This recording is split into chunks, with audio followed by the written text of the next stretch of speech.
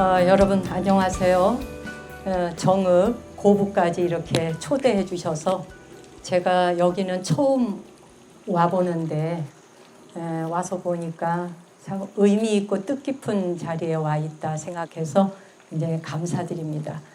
백운화상의 직지에 대해서는 대한민국 국민이면 누구나 다 알아야 합니다. 그러니까 말을 할 줄 알고 글을 쓸 줄 안다면 그 나이서부터는 다 누구나 백운화상의 직지를 모르고는 사실 대한민국 국민이다라고 하는 말을 하기가 부끄러울 정도로 그 정도로 굉장히 그 직지에 대해서는 의미를 다르게 새겨야 합니다. 오늘 여기 백운화상의 출생지 바로 전북 정읍의 고부면 스님이 태어나셨을 때는 고부 지역이 더 컸기 때문에 정읍이 그때는 편승되었고 지금은 정읍 안에 고부가 들어가 있죠.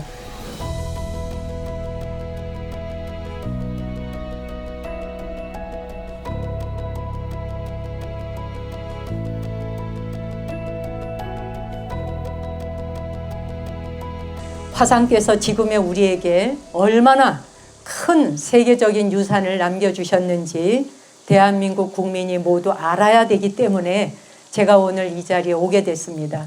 사실은 우리 절에서 1년에 한 번씩 하는 오늘 굉장히 큰 행사가 있는 날입니다. 그럼에도 불구하고 이곳에 계시는 분의 숫자보다 더 많은 신도님들이 지금 와 계시는데 그 행사를 뒷전으로 하고 오늘 이곳에 왔습니다. 백운화상과 직지에 대해서는 다큐가 많이 나와 있습니다. 여러 영상들이 있으니까 참고하셔도 되겠고 우리 윤화방송을 통해서도 제가 무려 그 무비 스님께서 쓰신 직지 상하권을 바로 제가 5편에 걸쳐서 방송을 했습니다. 그래서 1편부터 5편까지 직지에 대한 내용만 윤화방송에 소개가 되어 있습니다. 기회가 된다면 한번 들어보시면 좋겠고요. 책을 읽을 수 없다면 그것이라도 추려낸 거라도 들으시면 좋을 것 같습니다. 제가 오래전에 라디오 FM 방송과 불교 TV를 통해서도 직지에 대한 소개를 여러 번 했었습니다. 백운화상의 탄생지인 바로 이 정읍에서 달해제를 모신다 하는 것은 굉장히 중요한 일이고 잘한 일이고 해야 하는 당연한 일이기도 합니다. 사실 달해제에서 끝낼 일이 아니라 문화 콘텐츠로 발전시켜가야 할 무궁무진한 그런 그 내용을 담고 있는 것이기도 합니다. 백운화상은 아까 주지스님도 말씀하셨듯이 1298년에 태어나셔서 1375년에 입적을 하셨으니까 77세에 입적하셨거든요. 10살 전후에 출가를 하셨다니까 이 말은 태어나서 말하기 시작하고 세상의 이치까지는 아니라도 대화 통하기 시작하자마자부터 불도의 길을 걸으셨다는 이야기예요. 한 생애를 부처님의 길에 몸바치셨다는 이야기죠. 그러니 지금으로부터 거의 727년 전 스님이십니다. 고려 말에 태어나셨고 아시겠지만 충렬왕 2년에 태어나셨잖아요. 충렬왕 25대 왕이고 그리고는 충선왕, 충수광, 충예왕, 충모광, 충정왕 그리고 31대 공민왕 때까지 그렇게 이 땅에 고려에 사셨던 스님이십니다. 다 충자가 들어가잖아요. 네. 근데 스님이 태어나셨던 그 시기, 그 시대의 역사가 어땠는가에 대한 것을 잠시 우리는 짚어볼 필요가 있습니다. 충렬왕 때라고 하면은 13세기 후반이니까 유럽은 중세 시대를 맞이하고 있는 때입니다. 그러니까 세계적 상황을 우리가 짧게 훑어보아야 이 직지가 무엇이고 도대체 백운화상에 뭘 남기신 거야? 어떻게 이 어마어마한 사건을 정말 저질러 놓으신 거지? 세계적인 이벤트가 되도록 말이지 라고 하는 걸 정읍에 계시는 여러분들은 뼛속 깊이 사무쳐서 뼛속 깊이 사무쳐 아셔야 될 내용이기도 합니다. 고려라고 하는 나라는 여러분이 너무나 잘 아시다시피 원나라의 사위의 나라입니다. 그러니까 황제의 딸, 공주하고 결혼을 해야 되기 때문에 사위 국가이죠. 충렬왕은 원나라의 세조 쿠빌라이 칸의 딸과 혼인을 하지 않습니까? 그런데 원나라의 간섭을 받던 시절에 스님이 태어나셨습니다. 무려 80년이라는 세월을 원나라의 간섭을 받던 시절에 바로 고려 땅에 나신 분이 백운 화상이십니다. 그때 물론 고려의 간섭을 받기도 했지만 한편으로는 그 바람에 중앙아시아나 서아시아의 문물도 함께 받아들이고 경험할 수 있는 그건 또 다른 좋은 장점이기도 했죠. 그때의 세계 정세를 한번 훑어볼 필요가 있습니다. 스님께서 어떤 시대에 나셨는지를. 몽골 제국은 쿠빌라이 칸이 지배하던 대원 제국의 시대였고, 그리고 일본은 가마쿠라 막부 시대입니다. 그리고 이 서쪽 유럽 쪽으로는 십자군 전쟁이 막 끝났고 프랑스와 잉글랜드가 100년 전쟁을 시작할 때입니다. 그리고 마르코 폴로가 원나라 원정을 다녀와서 동방견문록을 집필했던 때입니다.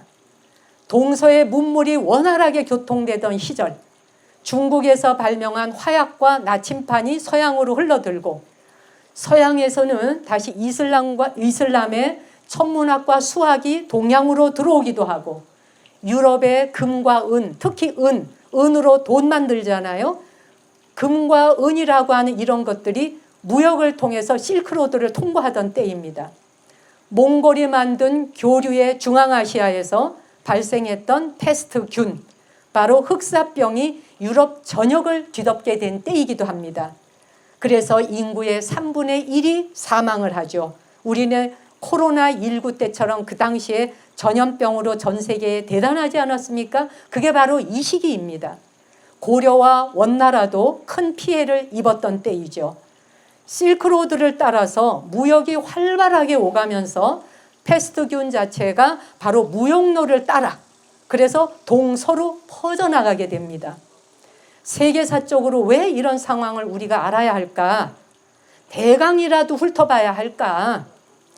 그래야 직지의 가치와 의미가 도대체 어떤 위치에 점유하고 있는지를 우리가 알아야 하기 때문입니다. 세계에서 가장 오래된 금속 활자, 직지심체 요절이라고 하는 말은 많이 들었는데 도대체 그것이 어쨌다는 것이며, 그것이 백운 화상을 통해 정읍에서만 있어야 할 스토리이겠느냐, 그건 정읍의 스토리로 끝날 이야기가 아니라는 것입니다. 견성성불의 길잡이가 되며 선수행의 교본이 바로 직지입니다.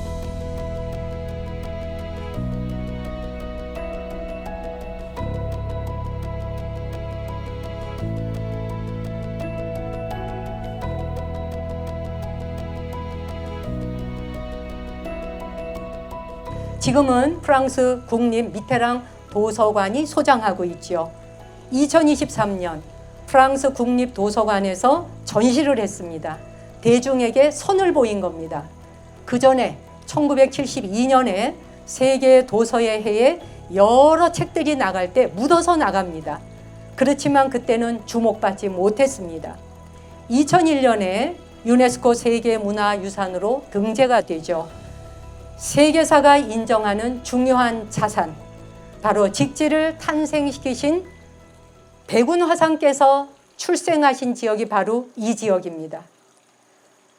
1375년에 입적하시고 그 2년 뒤에 1377년에 백운 화상의 제자인 석찬 스님이 스님의 바로 어록을 정리를 합니다.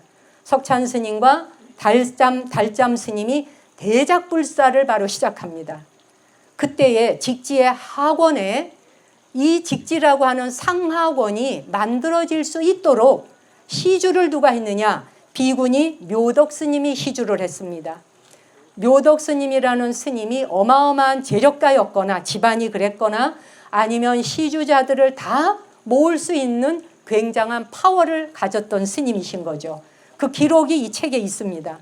묘덕 스님의 절대적 시주가 없었다면 직지는 탄생할 수 없었습니다. 그리고 그것이 청주 흥덕사는 백운 스님이 상관이 있는 게 아니라 제자들하고 관련이 있죠. 그 흥덕사에서 바로 금속 활자본을 인쇄하게 됩니다. 백운 화상이 입적하신 여주의 취암사에서는 바로 금속 활자 인쇄본을 목판본으로 찍어냅니다.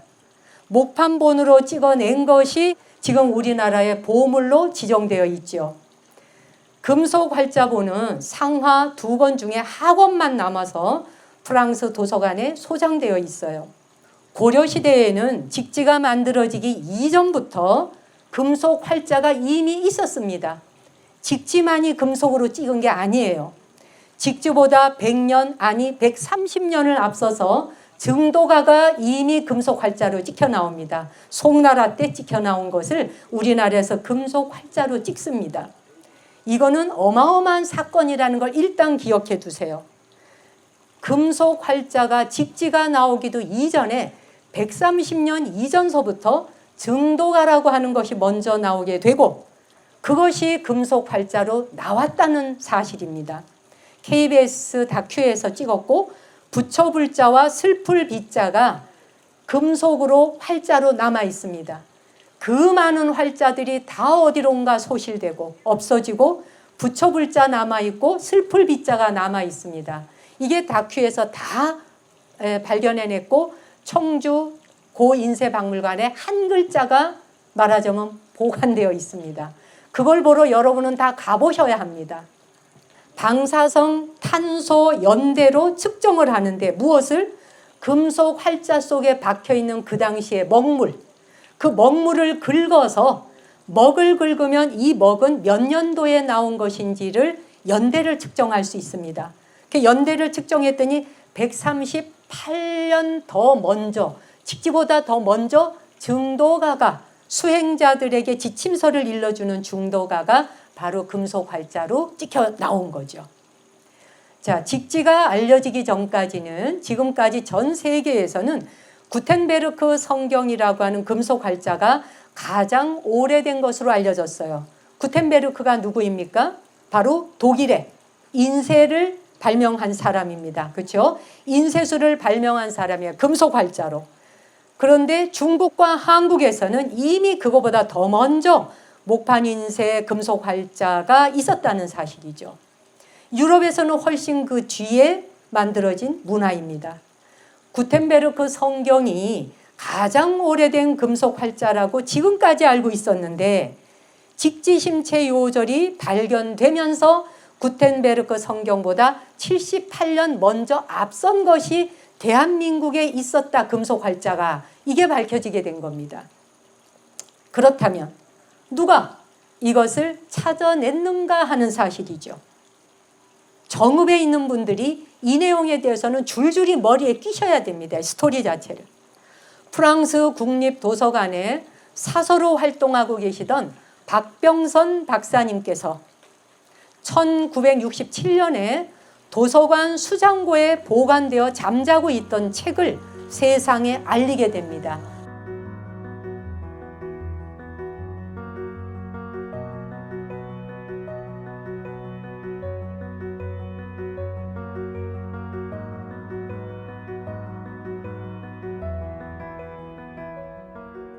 박병선 박사님은 원래 서울대학교의 교수님이 외유장각 의궤를 찾아보아라.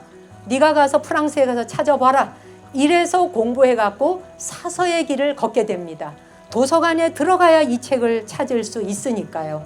그래서 외유장각 의궤를 찾기 위해서 사서로 들어갔는데 중국의 책더미 속에 그냥 창고에 빛도 못 보고 한마디로 그냥 처박혀 있는 거죠. 뭐 제대로 보관이나 되어 있었겠습니까? 뭐 이렇게 뭐 눈으로 이게 굉장히 의미 있다는 걸 몰랐을 거란 말입니다. 자, 그런데 외유장각 의궤가 얼마나 중요합니까? 그렇죠? 이것을 박병선 바로 박사님이 발견을 합니다. 그래서 무슨 사건이 일어났죠? 145년 만에 우리나라로 귀환을 합니다. 왜? 병인 양육 때 약탈당한 것이니까. 도둑질 당한 것은 다시 찾아올 수가 있어요. 명분이 있기 때문에. 그런데 직지는 왜 못 모셔올까? 그건 사건이 다릅니다. 들어보시죠. 145년 만에 우리나라로 바로 외유장각 의궤가 귀환을 하시는 어마어마한 대대적 사건이 일어나지 않습니까? 그건 굉장한 중요한 자료예요. 그 이야기까지 하려면 시간 없으니 건너뛰고요. 여기서 끝나지 않고 박병선 박사가 바로 직지까지 발견을 합니다.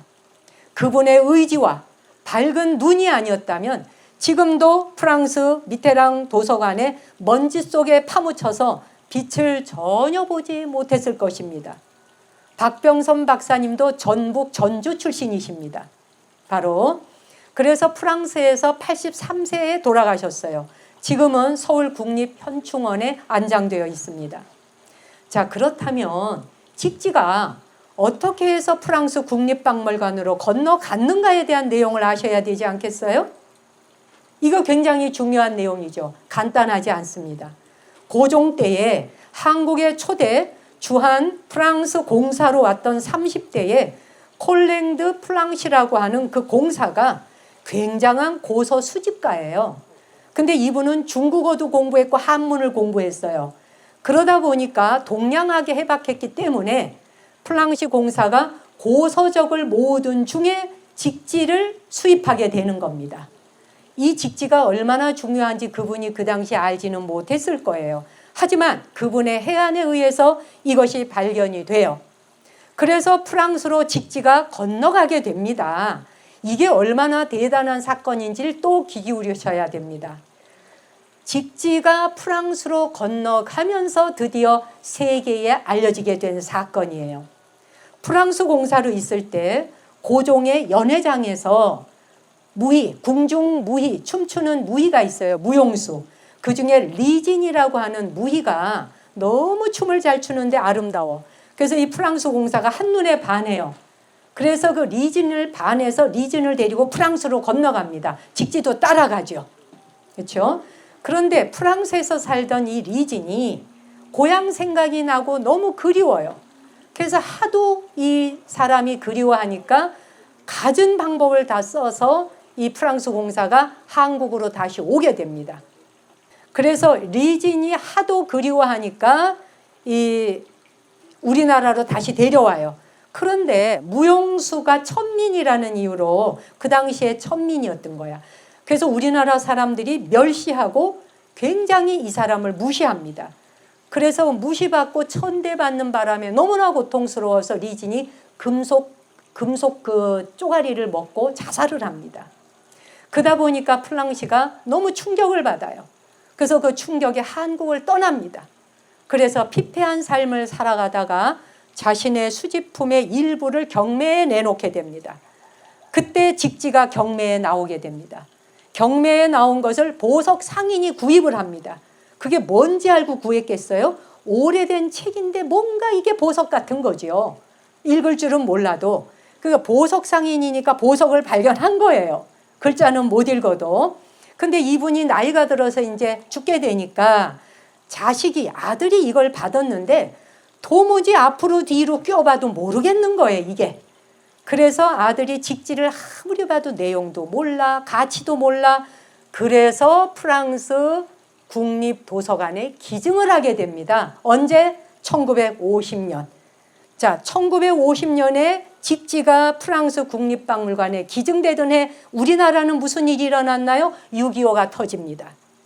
만약에 말이죠, 직지가 이 국내에 어느 사찰에 있었다고 한다면 이 전쟁통에 불타지 않고 그대로 있을 수 있었을까를 우리는 한번 생각해 봐야 합니다. 그렇지 않겠어요?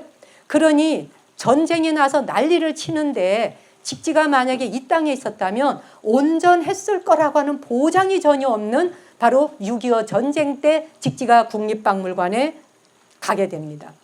이 정읍은 어떤 것이 또 보관되어 있나요? 임계기사라고 하는 게 보관되어 있는 고장 아닙니까? 그렇죠? 임진년과 계사년에 기록된 거, 무엇을?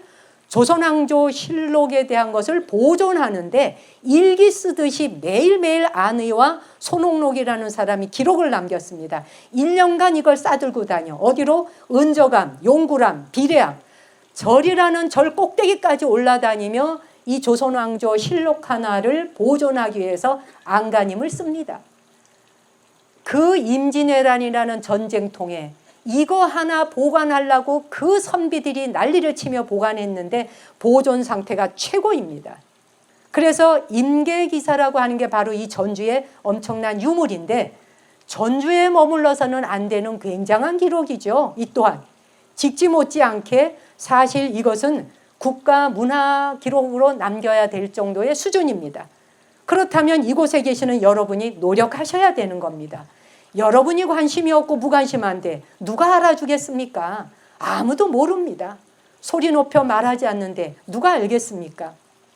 은저감이나 용구람이나 비례함이라는 꼭대기, 지금도 찾아가기 어렵다고 들었습니다. 내장산이 조선왕조실록을 보존한 터입니다. 바로. 그래서 내장산, 전주에서 보관해, 내장산에서 보관해, 결국 강화도까지 가지 않습니까? 이 보관되어진 것이 1년간 보관되어진 이 보존 상태가 최고에 이르렀던 것, 전쟁의 그 화마를 이겨낼 수 있었던 것, 그게 바로 임계기사입니다. 예, 임진년과 계사년의 기록. 예.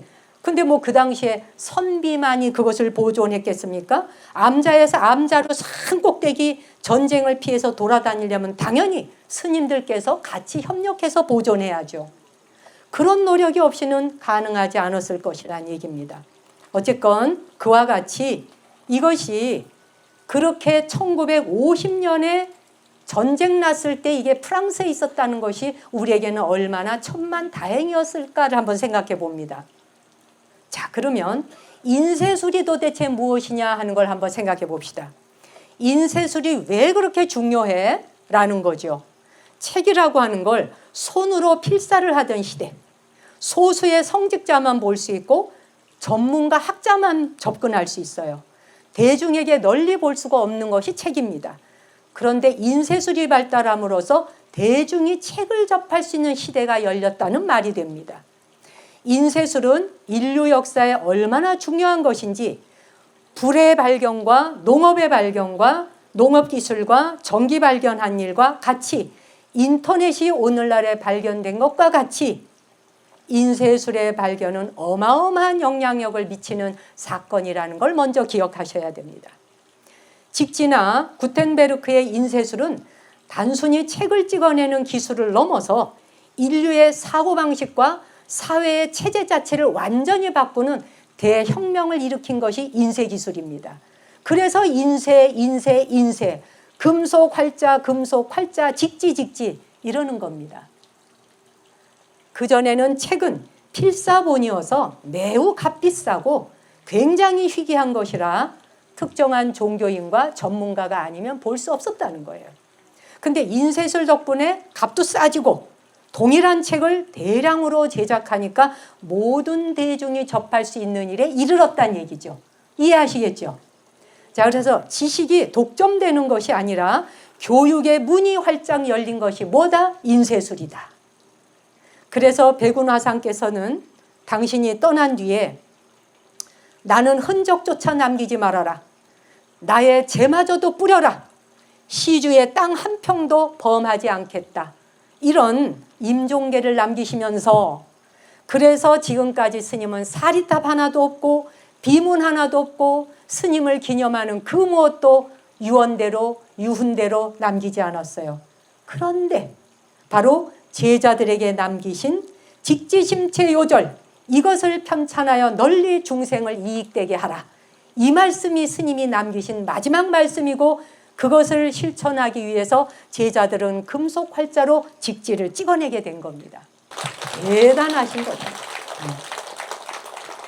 인쇄술이라고 하는 것이 얼마나 중요한가 세계 역사를 보세요.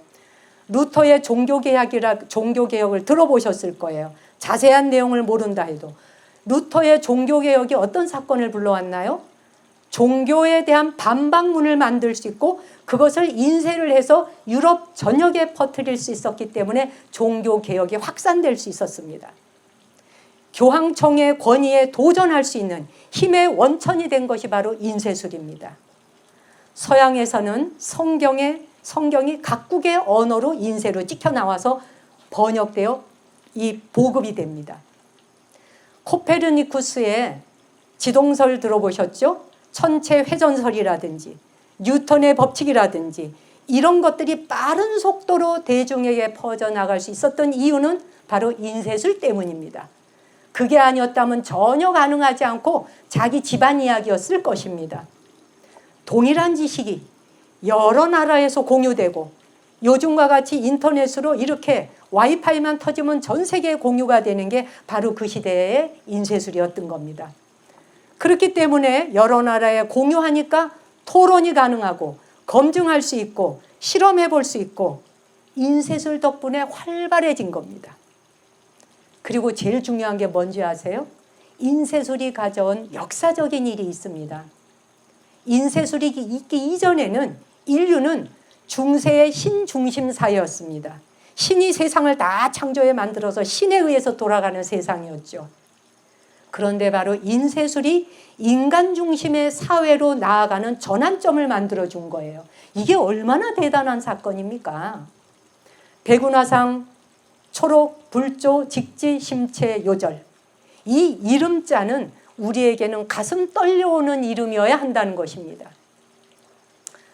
바로 인쇄술이 신의 중심에서 인간 중심의 세상으로 이동을 시켰던 것과 같이 백운화상, 초록, 불조, 직지, 심체, 요절은 중생에서 부처로 나아가는 길을 열어주는 북극성과 같은 인류의 가장 뛰어난 교본인 것입니다.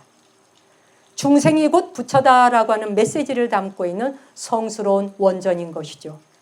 인간을 휴먼이라 그럽니다. 휴먼 다큐, 휴먼.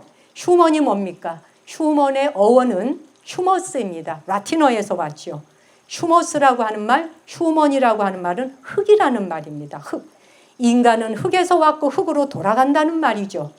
그렇다면 흙은 어디서 왔습니까? 식물이 비를 맞으며 암석에 붙어있다 암석을 쪼갭니다. 그 암석을 쪼개야 비로소 돌멩이가 되고 돌멩이가 흙이 되죠.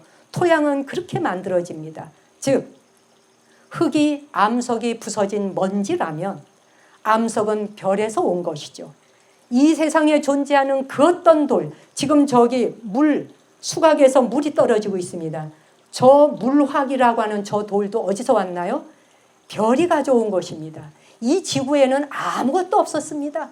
전부 별이 다 이 지구에 다 유성 떨어지면서 날라온 것입니다. 그래서 결국 흙도 빛의 세계에서 왔다는 것이죠. 중생은 한갓 먼지이며 흙이며 그런데 별이며 찬란한 빛이기도 하다는 이야기죠. 본래 찬란한 부처임을 깨닫게 하려는 그러한 가르침만큼은 전 세계인에게 백운화상은 꼭 이 메시지를 전하고 싶으셨던 겁니다.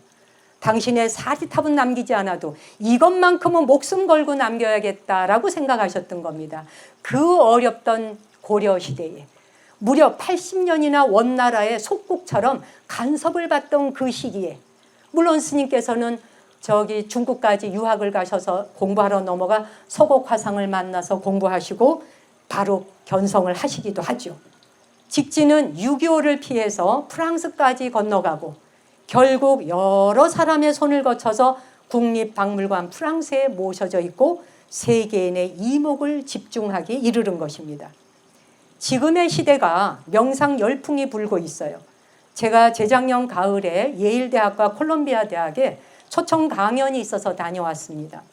미국의 10대 후반과 20대 초반의 대학생들이 명상에 관심이 굉장히 많아요. 그래서 성당에서 지금 예배 보는 게 아니라 그 예일대학 성당, 콜롬비아 대학 성당에서 명상 지도를 합니다. 제가 갔을 때 그 전체 학생들을 위한 대강당에서 강의하기 전에 명상 지도를 먼저 해달라 그래서 예일대학 성당에서 70명 학생 모인 곳에서 명상 지도를 했습니다. 예, 그렇듯이 명상이 부흥을 일으키고 있어요. 이런 시대에 명상이나 참선의 텍스트가 되어줄 것이 뭐가 있을까 묻는다면 바로 직지입니다. 지금 우리나라는 K-팝 데몬 헌터스로 몸살을 앓고 있습니다. 난리가 났습니다. 뭔 소리인지도 모르고 어른들은 뭐 그런 게 있는가 보다. 뭐 어쩐가 보다. 이러고 우리는 지금 지내고 있죠. 세계인들이 열광을 하고 있습니다. 그렇다면 말이죠. 머지않은 날에 직지의 내용이 영화나 애니메이션이나 노래 가사로 쓰여지지 말란 법이 있겠습니까, 여러분? 안 그래요?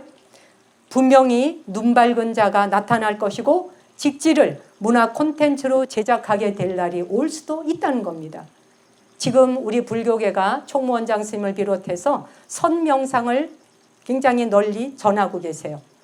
그럴 때를 대비해서 백운화상의 고향인 전북 정읍에서는 직지의 고장인 청주하고 손을 잡고 앞서 나아가는 콘텐츠를 개발하셔야 됩니다. 그리고 길도 만드시고 그 루트를 따라 오고 가는 길을 뚫으셔야 되는 겁니다. 할 일이 무궁무진입니다. 백운화상이 정읍에 묻혀서 될 일이 아니고 지금 이 미르감에 와서 제가 강의할 내용이 아닐 정도로 어마무지한 내용인 것입니다.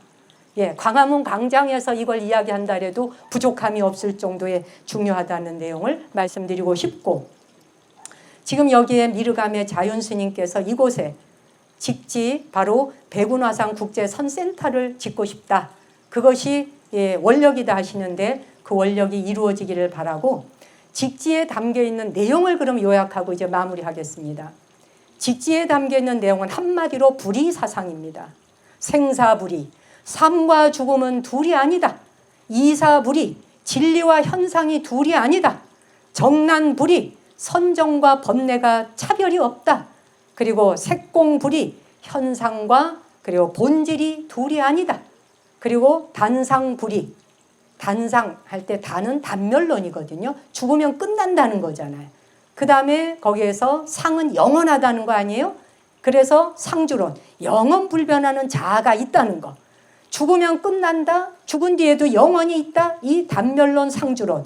이거를 단상불이라 그래. 이 두 가지가 실제로는 둘이 아니다.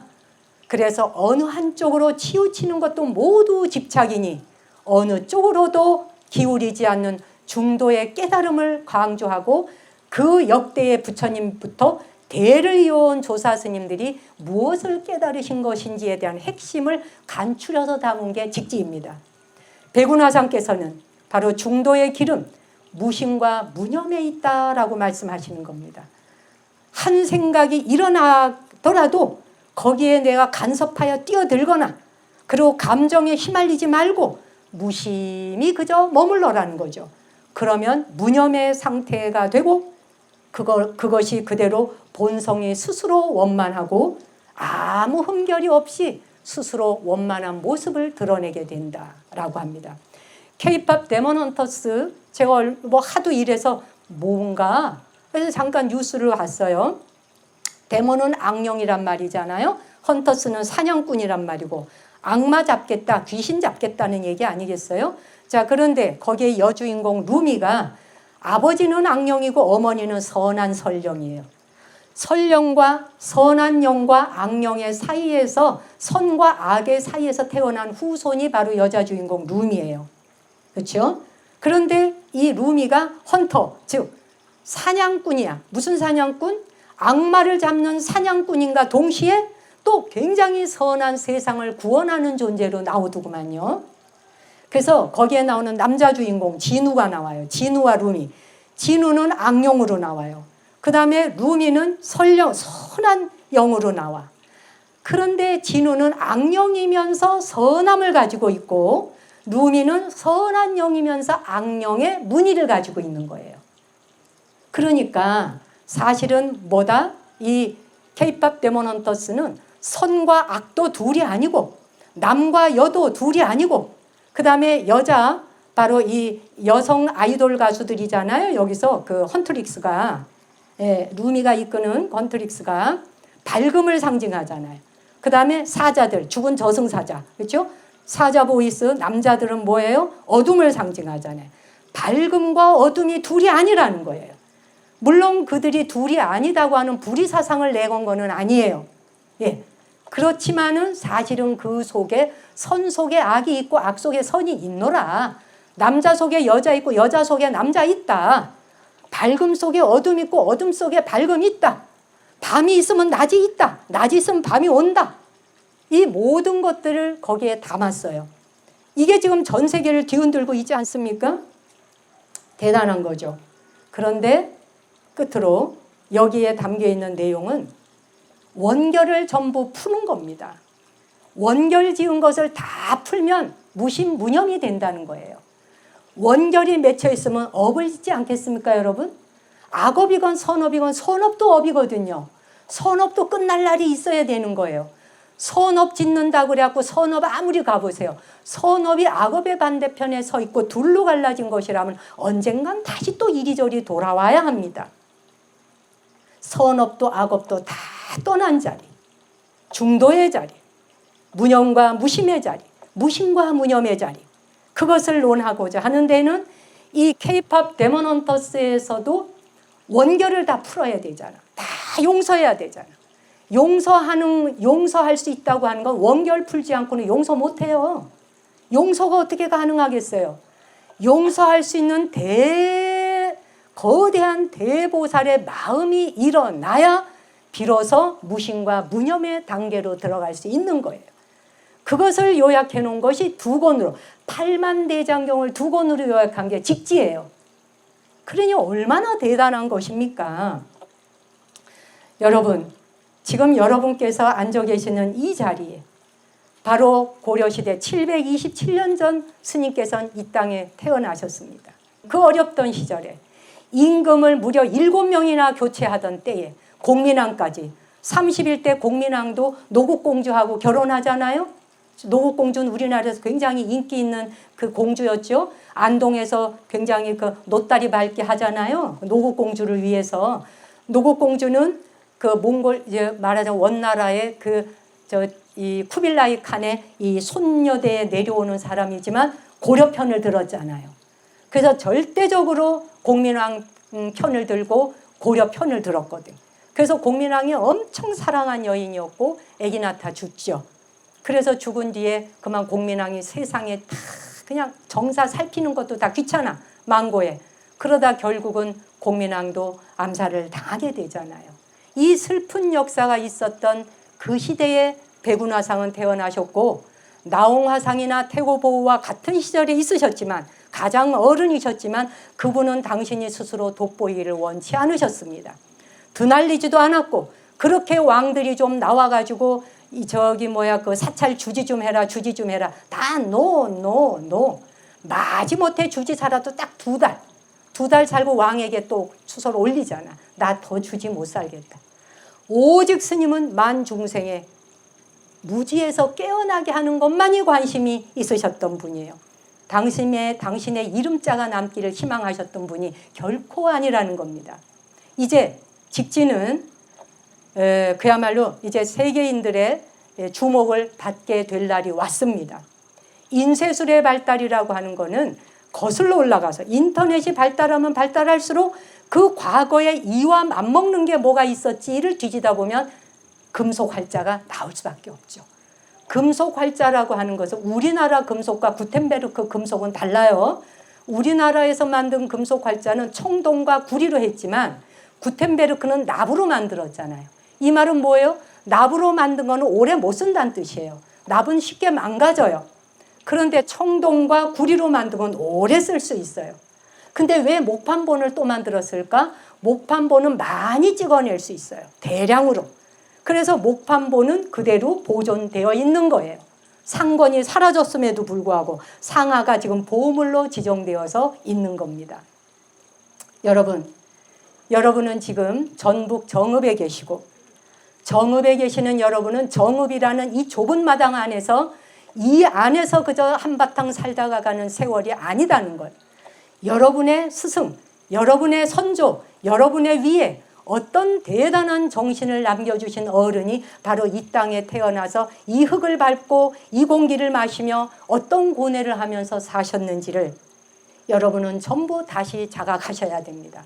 더구나 그것을 발견해 주신 박변선 박사님, 전주 바로 전북 전주의 전주 출신이시죠. 그분들이 아니었다면 지금도 저 수장고에 동양의 많은 책들 속에 먼지에 파묻혀서 어디에 굴러다닐지 모르는 것입니다. 그것이 직지의 운명이었던 것이죠. 백운화상의 그야말로 원력이, 스님의 발언이 살아 움직이지 않은 이상 어떻게 6.25를 피해서 그리 갈 수 있었고, 어떻게 프랑스 공사 30대의 그 젊은 공사의 눈에 직지가 눈에 띄고 그것을 사서 구입해갖고 직지로 모시고 가고, 그러다가 다시 경매에 나오고 보석상이 그걸 또 사고, 보석상이 샀는데 또 가지고 있다 죽었어. 아들이 가치를 모르겠어. 의미도 몰라. 그래서 박물관에 또 기증하고, 기증했던 해가 50년 우리나라 6.25 전쟁이 일어났던 때고, 이 모든 것들의 스토리를 보면 백운화상께서 원력 세우지 않고서야 이 일이 과연 가능했을까를 저는 제 자신에게 묻습니다. 오늘 이 자리에 계시는 여러분들도 비록 연세가 드신 어른들도 많으시지만 내용을 다 알지는 못하셔도 좋고 기억 못하셔도 좋습니다. 그러나 직진은 우리 삶에서 무지를 벗어나서 모두가 깨달음의 길로 가라고 하는 그 길을 알려주는 북극성의 책이 바로 직지다 하는 것만큼은 꼭 기억해 주십사. 바로 여기 정읍이라고 좀 써 있습니까? 이 테이블에? 예, 정읍. 제가 일부러 그래서 이 테이블 내놓으라 그런 거예요. 정읍 보여주려고. 이곳에서부터 세계를 향해 나아갈 수 있도록 우리 시장님 애써주셔서 감사드리고, 지금 날씨가 많이 무덥지만 이까짓 거 무더운 게 문제겠습니까? 그 당시에는 차편도 없고 걸어야만 가고 그 배를 타고 얼마나 가야지 이르르는 곳에 중국이다 뭐다 가시며 고생하셨을 그 시대에 정말 어른 선지식들을 생각하면 가슴이 뭉클해지고 백운화상이라는 이름만 들어도 가슴이 정말 뭉클해집니다. 울컥해질 정도로 우리를 이렇게 자랑스럽게 해주시는 이런 선지식이 이 땅에 태어나셨었구나 하는 생각을 하면서 백운화상 달해제에 저도 두 손 합장하고 3대 올리면서 오늘 법문 마치겠습니다. 감사합니다.